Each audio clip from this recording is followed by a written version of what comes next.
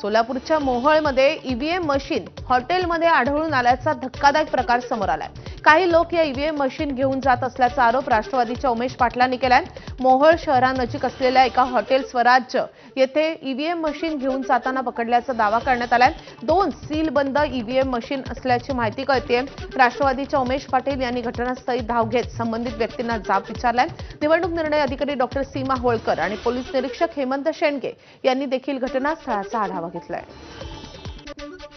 कोल्हापूर जिल्ह्यातल्या बुदरगड तालुक्यामध्ये जिल्हा परिषद आणि पंचायत समिती निवडणुकीसाठी शांततेत मतदानाची प्रक्रिया सुरू असतानाच नाधवडे येथील एका मतदान केंद्रावर शनिवारी दुपारी गोंधळाची घटना घडली आहे। निवडणुका बॅलेट पेपरवर घ्याव्यात या मागणीसाठी एका मतदारानं मतदान केल्यानंतर ईव्हीएम मशीन जमीनवर आपटून फोडून टाकलं।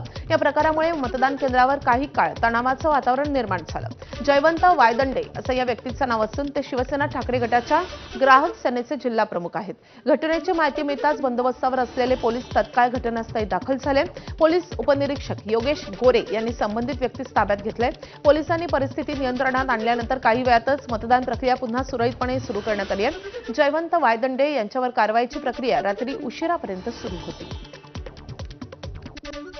साताऱ्याच्या कराडमध्ये विमानतळ